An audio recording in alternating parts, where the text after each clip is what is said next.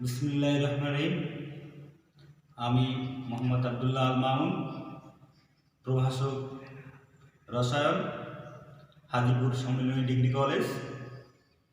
আজকের অনলাইন ক্লাসে তোমাদের শুভেচ্ছা। আশা করি তোমরা সকলেই ভালো ছিলে।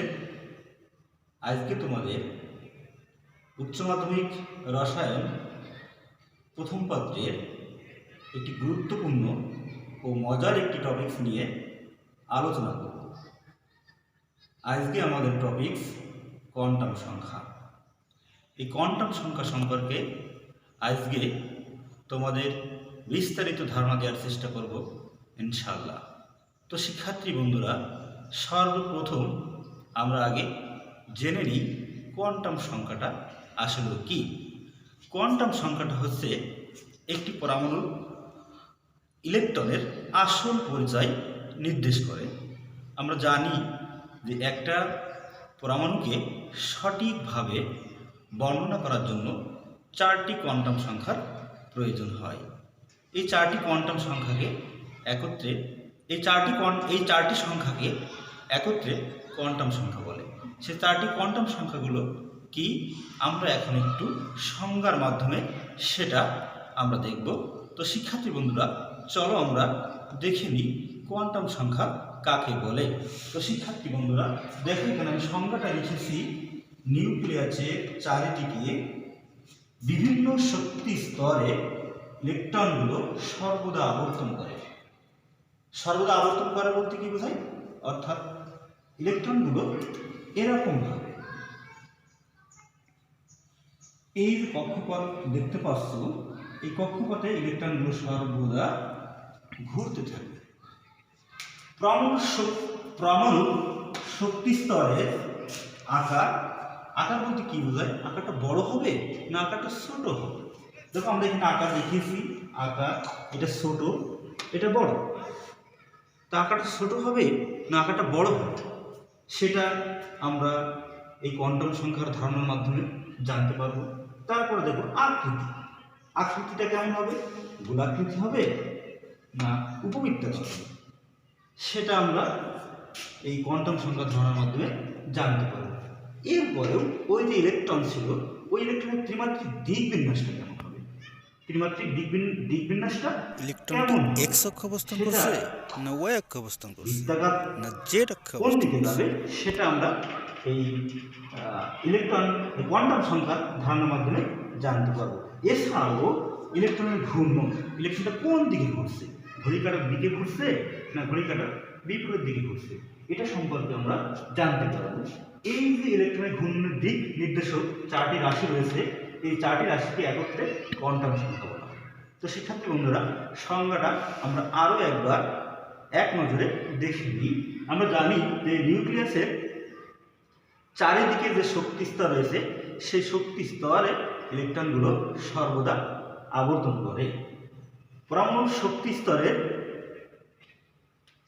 আকার অর্থাৎ সাইজ, আকৃতি অর্থাৎ শেপ, ত্রিমাত্রিক দিকবিন্যাস অর্থাৎ ওরিয়েন্টেশন, ইলেকট্রনের ঘূর্ণন অর্থাৎ স্পিন, এর দিক নির্দেশক চারটি রাশি রয়েছে। এই চারটি রাশিকে একত্রিত কোয়ান্টাম সংখ্যা বলা হয়। এই চারটি রাশিকে আমরা প্রকাশ করতে পারি আমরা এন, এল, এম এবং এস দ্বারা প্রকাশ করতে পারি। তো শিক্ষার্থী বন্ধুরা, এই যে চারটি কোয়ান্টাম সংখ্যা রয়েছে, এই চারটি কোয়ান্টাম সংখ্যা কি কি সেটাও আমাদের জানতে হবে। তো চলো শিক্ষার্থী বন্ধুরা, আমরা এই চারটি কোয়ান্টাম সংখ্যা কি, এই চারটি কোয়ান্টাম সংখ্যা আমরা এখন দেখি। আমরা প্রথম এক নম্বরে লিখেছি প্রধান কোয়ান্টাম সংখ্যা, প্রিন্সিপাল কোয়ান্টাম নাম্বার, এটাকে বলা হয়, এটাকে প্রকাশ করা হয় এন দ্বারা। দুই নম্বরে লিখেছি অ্যাজিমুথাল বা সহকারী কোয়ান্টাম সংখ্যা, সাবসিডিয়ারি কোয়ান্টাম নাম্বার, এটাকে প্রকাশ করা হয় ইংরেজি ছোট হাতের এল দ্বারা। এরপরে যে কোয়ান্টাম সংখ্যা রয়েছে চৌম্বকীয় কোয়ান্টাম সংখ্যা। এই যে চৌম্বকীয় কোয়ান্টাম সংখ্যা, এটাকে অর্থাৎ ইংরেজিতে বলা হয় ম্যাগনেটিক কোয়ান্টাম নাম্বার, এটাকে ছোট হাতের এম দ্বারা প্রকাশ করা হয়। এরপরে রয়েছে ঘূর্ণন কোয়ান্টাম সংখ্যা, এটাকে ইংরেজিতে প্রকাশ করা হয় এস ছোট হাতের এস দ্বারা। ঘূর্ণন কোয়ান্টাম সংখ্যা অর্থাৎ স্পিন কোয়ান্টাম নাম্বার। এই যে স্পিন কোয়ান্টাম নাম্বার আমরা জানলাম। এই স্পিন কোয়ান্টাম নাম্বার, প্রধান কোয়ান্টাম সংখ্যা, সহকারী কোয়ান্টাম সংখ্যা, তারপরে চৌম্বকীয় কোয়ান্টাম সংখ্যা, এগুলো সম্পর্কে আমরা বিস্তারিত জানার পরে একটি ইলেকট্রন সম্বন্ধে আমরা সঠিক ধারণা লাভ করতে পারবো। তো শিক্ষার্থী বন্ধুরা, আমরা যদি কোয়ান্টাম সংখ্যাগুলো যদি সঠিকভাবে জানি, তাহলে কোয়ান্টাম সংখ্যাগুলো জানার মাধ্যমে একটি ইলেকট্রনের আসল অবস্থান সম্পর্কে আমরা জানতে পারবো। যেমন আমরা যদি ধরি কোনো এক ব্যক্তির ঠিকানা যদি আমরা জানি, তাহলে ওই ব্যক্তি সম্বন্ধে আমরা সঠিকভাবে তাকে জানতে পারবো, তাকে খুঁজে বের করতে পারবো। সেহেতু কোনো পরমাণু যদি ইলেকট্রনকে সঠিকভাবে জানতে চাই, তাহলে এই যে 4টি কোয়ান্টাম নাম্বারের কথা আমি বললাম, এই 4টি কোয়ান্টাম নাম্বার সম্পর্কে যদি আমরা বিস্তারিত জ্ঞান থাকে বা বিস্তারিত জ্ঞান লাভ করতে পারি, তাহলে ইলেকট্রনের সঠিক অবস্থান বা সঠিক সম্বন্ধ সম্পর্কে আমরা জানতে পারবো। তো শিক্ষার্থী বন্ধুরা, কোয়ান্টাম সংখ্যা সম্পর্কে তোমাদের বিস্তারিত ধারণা দেব। এ পর্যায়ে তোমাদের আমি প্রধান কোয়ান্টাম সংখ্যা, অর্থাৎ ইংরেজিতে যেটাকে ছোট হাতের এন দ্বারা প্রকাশ করা হয়, এটা সম্পর্কে আলোচনা করব। তো শিক্ষার্থী বন্ধুরা, প্রধান কোয়ান্টাম সংখ্যা সম্পর্কে এ পর্যায়ে তোমাদের আলোচনা করছি। তোমরা ক্লাসটি মনোযোগ সহকারে বোঝার চেষ্টা করবে। তো শিক্ষার্থী বন্ধুরা, চলো আমরা দেখে নিই প্রধান কোয়ান্টাম সংখ্যা কী।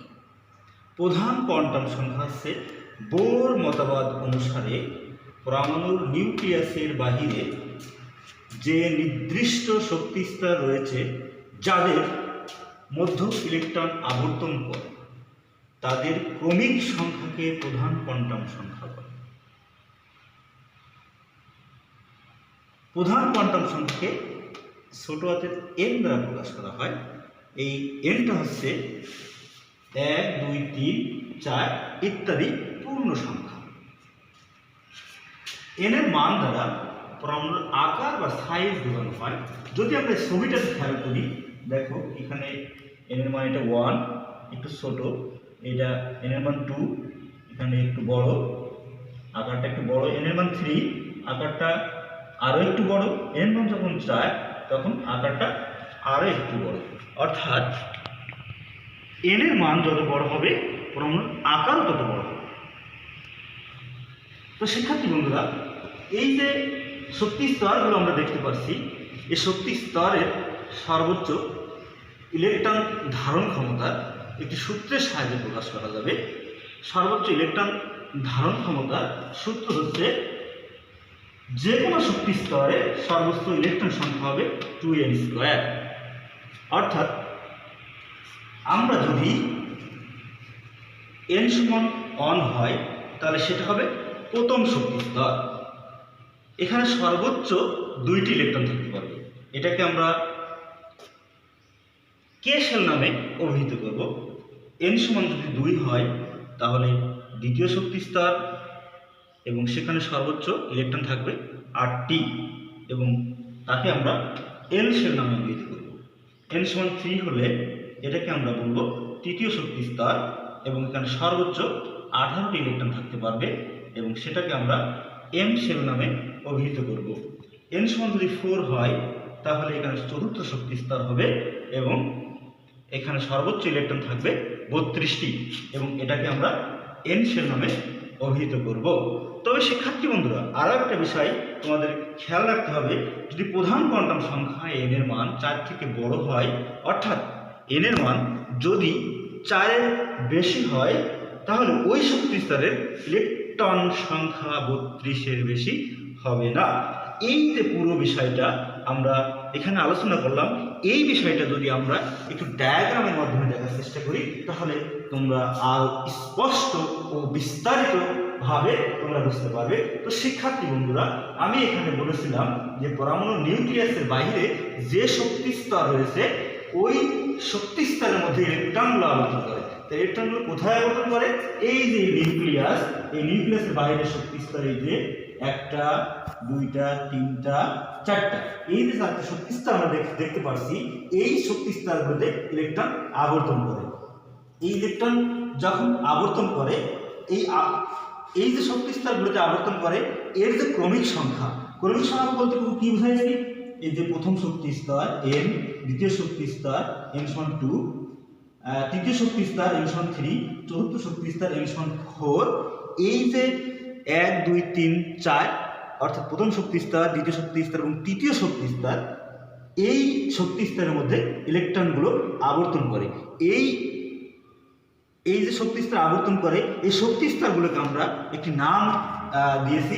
সেই নামটা হচ্ছে প্রথম শক্তি স্তরকে আমরা কে শেল, দ্বিতীয় শক্তি স্তরকে আমরা এল শেল, তৃতীয় শক্তি স্তরকে এম শেল এবং চতুর্থ শক্তি স্তরকে আমরা এন শেল হিসেবে নামকরণ করেছি।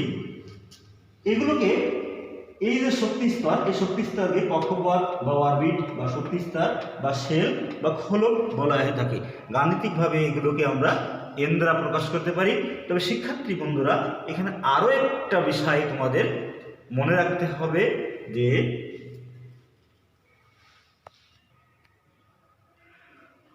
কোনো পরমাণুতে সবচেয়ে বাইরের শক্তি স্তরে 8টির বেশি ইলেকট্রন থাকতে পারে না এবং সর্ববহিস্থ শক্তি স্তরের ঠিক আগের শক্তি স্তরে 18টির বেশি ইলেকট্রন থাকতে পারে না। তো শিক্ষার্থী বন্ধুরা, তোমাদের কোয়ান্টাম সংখ্যা, প্রধান কোয়ান্টাম সংখ্যা, তার ভিতর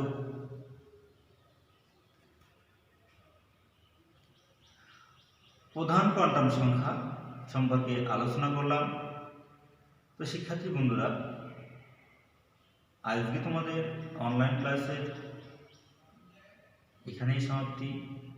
যদি আমার ক্লাসে কোনো প্রকার ত্রুটি, বিচ্যুতি অথবা কোনো প্রকার মতামত থাকে, তাহলে কমেন্টসের মাধ্যমে জানাবে এবং আমার ক্লাস যদি ভালো লাগে তাহলে আমার ইউটিউব চ্যানেল সাবস্ক্রাইব করবে। ধন্যবাদ শিক্ষার্থীবৃন্দ, হাজিপুর সম্মেলনী ডিগ্রি কলেজের পক্ষ থেকে।